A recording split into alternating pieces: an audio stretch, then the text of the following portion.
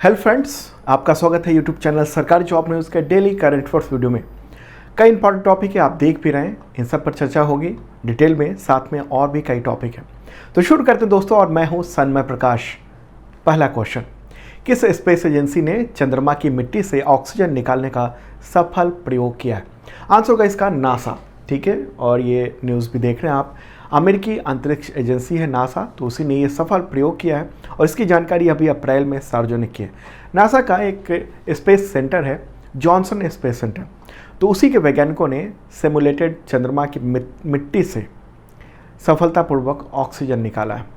Lab एक ख़ास तरीके का बनाया गया वैक्यूम लैब था ये, और उसी में कुछ रिएक्शंस किए गए और चंद्रमा की मिट्टी का मतलब हुआ कि उसकी जो सतह है ना, उसको ढकने वाला जो सूक्ष्म सामग्री है उसी से ऐसा किया गया है। और पहली बार ऐसा है जब मिट्टी से ऑक्सीजन निकाला गया, एक्सपोर्ट किया गया, उससे एक्सट्रैक्ट किया गया। ठीक है, और ये ऑक्सीजन की मात्रा इतनी है कि चंद्रमा की सतह पर अगर अंतरिक्ष यात्री जाते हैं तो एक दिन की आवश्यकता पूरी हो सकती है।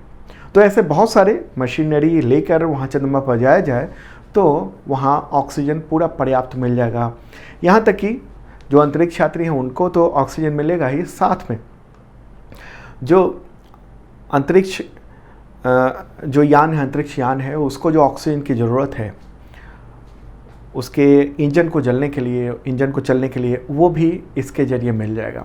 और आपको मैंने पहले कई बार बताया हुआ है कि आर्टेमिस मिशन है नासा का, तो उस आर्टेमिस मिशन के तीसरे चरण में अंतरिक्ष यात्रियों को चंद्रमा पर भेजे जाने की तैयारी चल रही है नासा के द्वारा।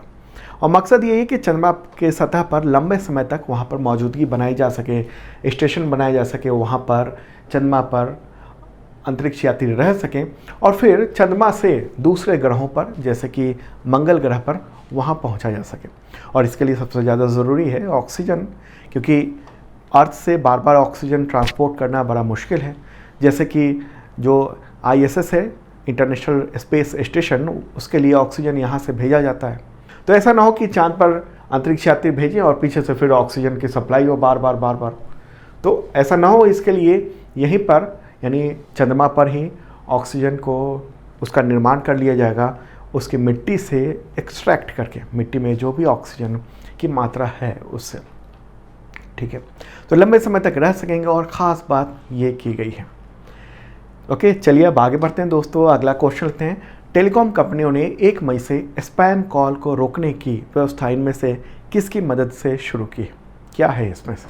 आंसर होगा AI यानी आर्टिफिशियल इंटेलिजेंस। ठीक है, तो स्पैम कॉल जो आपके पास भी आता होगा, हमारे पास भी आता है, तो उसको रोकने के लिए टेलीकॉम रेगुलेटरी अथॉरिटी यानी ट्राई ने तमाम कंपनियों को, जो टेलीकॉम कंपनी है उनको 30 अप्रैल की डेडलाइन दी थी। मतलब 30 अप्रैल तक अपनी व्यवस्था सुधार लो और 1 मई से किसी के पास स्पैम कॉल नहीं आने चाहिए।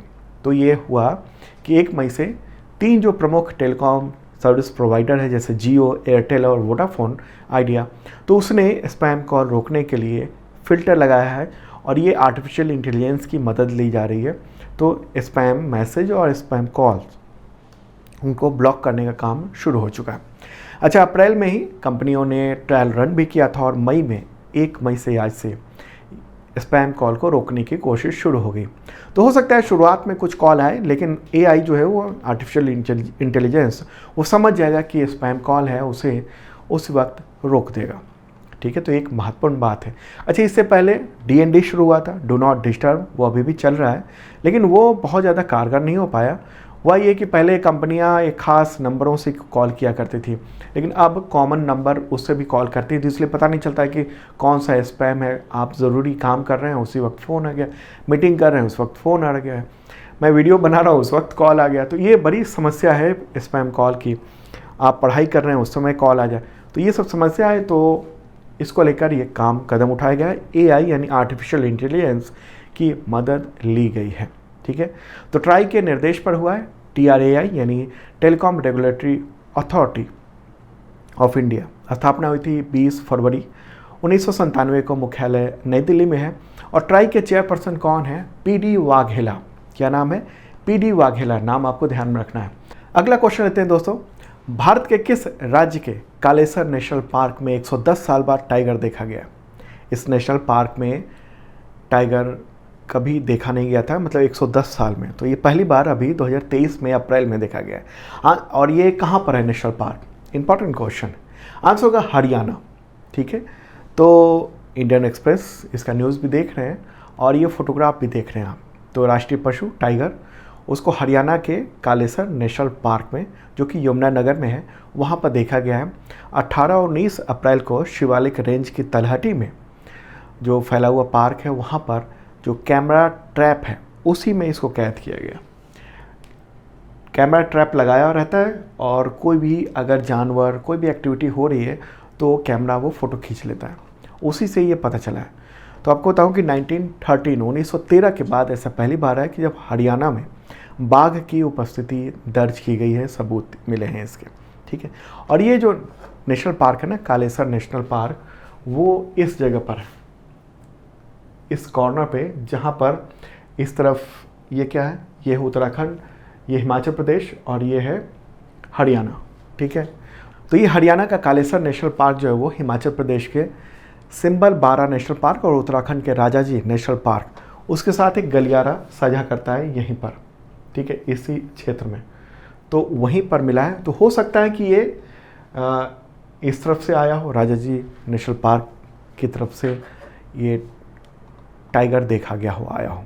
ठीक है, तो कालेसर नेशनल पार्क जो है ना, उसकी स्थापना 2003 में हुई थी और यहाँ पर तेंदुआ अक्सर पाया जाता है।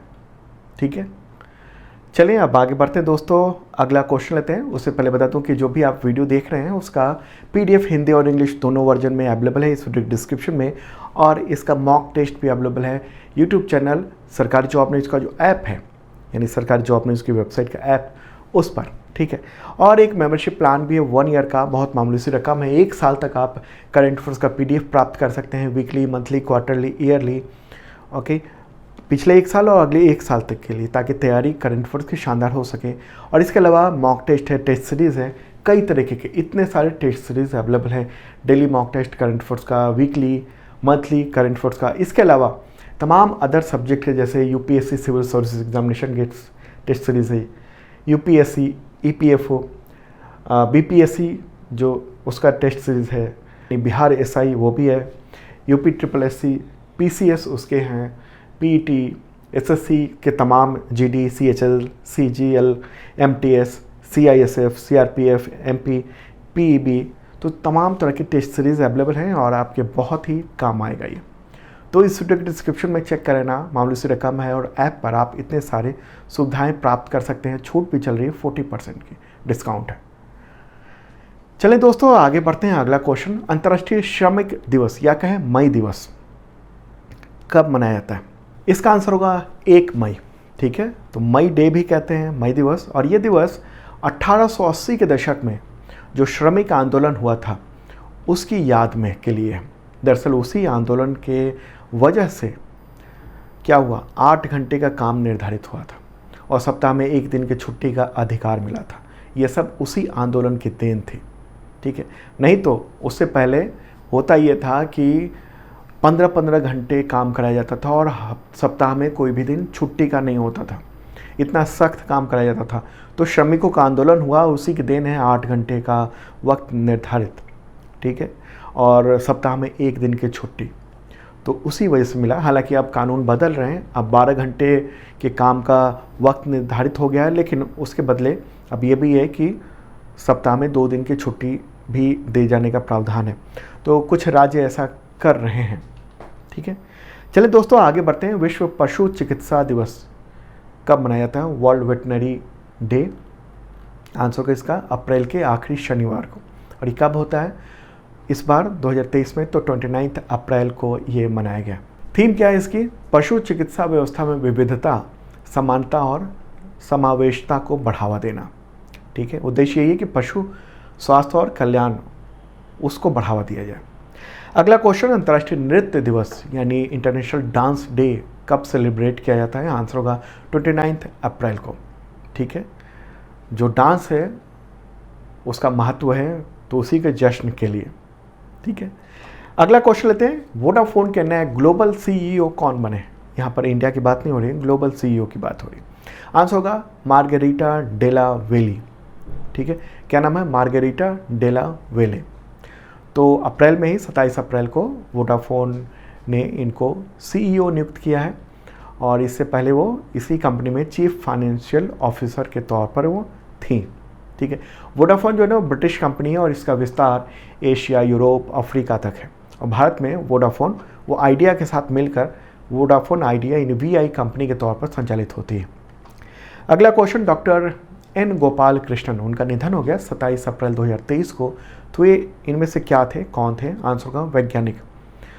उनका जो निधन हुआ है वो हार्ट संबंधित बीमारी की वजह से कोच्चि में, और वे Indian Institute of Scientific Heritage यानी IISH उसके संस्थापक थे, और वे CSIR यानी वैज्ञानिक और औद्योगिक अनुसंधान परिषद उसके पूर्व वैज्ञानिक भी थे।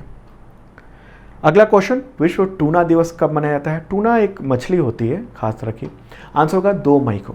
ठीक है, तो यूनाइटेड नेशंस की ओर से ये दिवस घोषित है ताकि टूना जो मछली है उसके बारे में जागरूकता फैलाई जा सके। टूना में बहुत सारे अच्छे तत्व होते हैं जैसे ओमेगा 3, विटामिन B12, प्रोटीन और कई सारे खनिज से समृद्ध होता है। तो खास तरह की मछली, इसलिए ये दिवस आयोजित किया जाता है। अगला क्वेश्चन खास है ये, नमो medical education and research institute NAMO, तो उसे किस केंद्र शासित प्रदेश में स्थापित किया गया है जिसका उद्घाटन प्राइम मिनिस्टर नरेंद्र मोदी ने किया है?